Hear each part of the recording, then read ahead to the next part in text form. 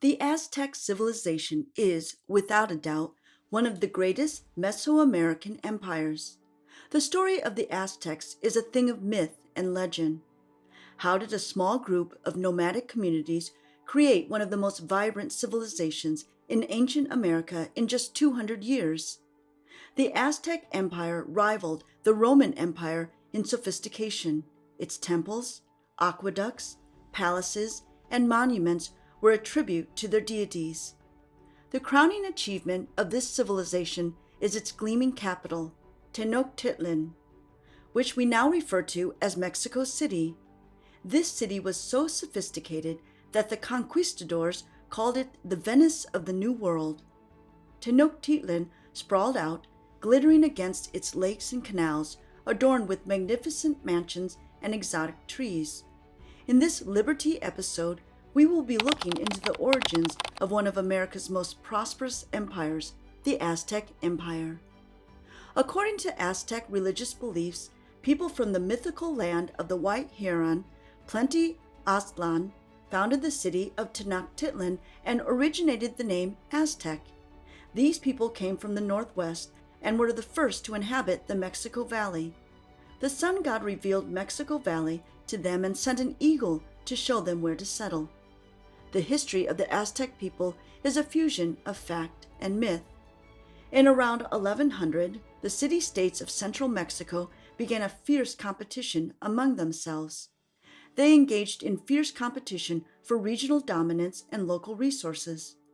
This competition paved the way for establishing the Aztec Empire that covered most of the northern Mesoamerica. Their thirst for blood and power is legendary. It also sets them on the path of destruction. The Aztec civilization boasted ferocious warriors, the Jaguar Knights and Eagle Warriors, who dominated neighboring city-states to allow their empires, like Montezuma, to establish Aztec religion and ideals across most of ancient Mexico. Productive farmland surrounded each city-state, and as they became more prosperous, their rulers began to search for more wealth and power actively. By around 1400, Mexico Valley hosted several small empires.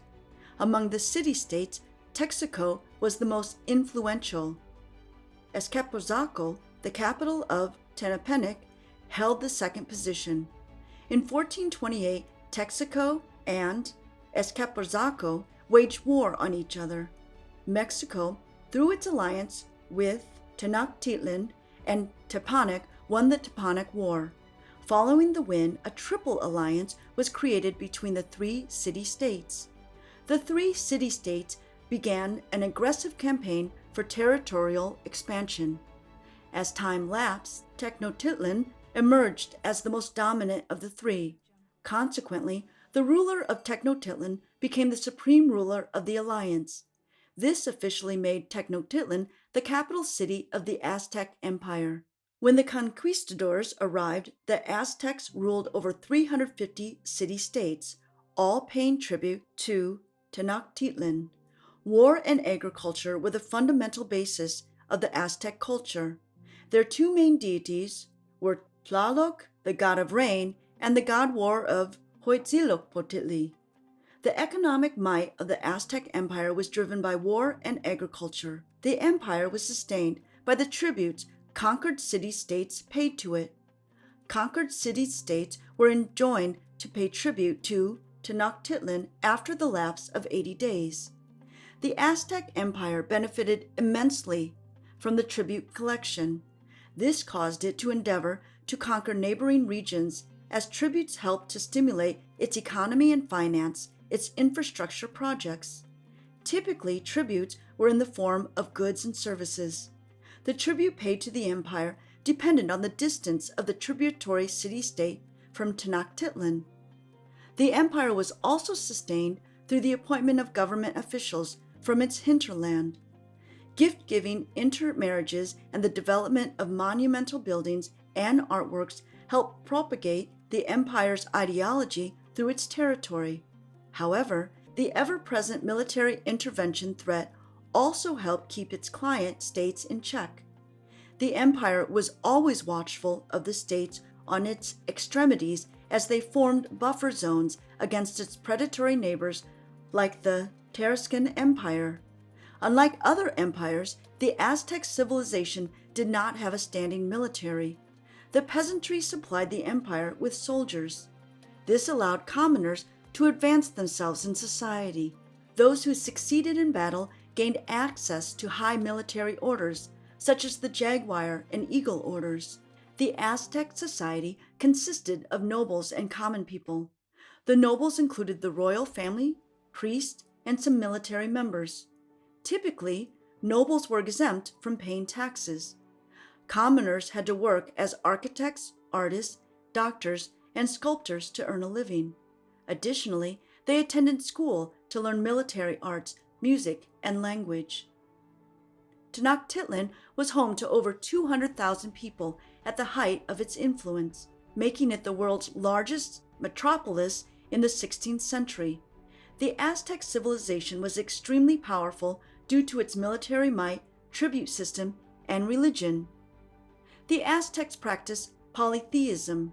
They honored their gods and goddesses with rich offerings and festivals across the year. In honor of the sun god, the Aztecs conducted numerous human sacrifices. They believed if the sun god was not offered enough blood sacrifices, the sun would not raise. Human sacrifices were made to ensure that the sun god continued offering them life, warmth, and light. The Aztecs knew that without the sun, everything would die. However, not all religious ceremonies require human sacrifices. Generally, prisoners of war and enslaved people were sacrificial victims. The Aztecs engaged in the so-called flowery wars to source sacrificial victims from their neighbors. The sacrificial ceremony entailed removing the victim's heart and decapitation. Sometimes, the sacrificial victim would be forced to fight against the Jaguar Knights while bound. Warriors would sometimes wear the skins of their victims and eat their flesh. It was believed that a warrior who consumed the heart of a fallen warrior would absorb his spirit. Aztecs established themselves as accomplished soldiers, architects, artists, and agriculturists during the civilization. The Aztec government invested in infrastructure by building paved roads, which connected the capital to the hinterland. Aztec engineers constructed elaborate water systems across the empire, including bridges, canals, aqueducts, and dikes. These water systems helped regulate the flow of waters into lakes and the water level. Additionally, they helped provide the empire with fresh, drinkable water throughout the year. In art, they excelled in wooden sculpture art, pottery, textile and feather works, and lapidary works. At the arrival of the conquistadors, metallurgy was in its infancy. However, the Aztecs imported metal products through conquest and trade. Thank you for listening to this fascinating episode about the Aztec Empire. We hope it has been fun and enlightening. Kindly like, share, and subscribe to the Liber-Tea channel for more fascinating discussions about ancient American civilizations. You can also post your comments on the discussion down below.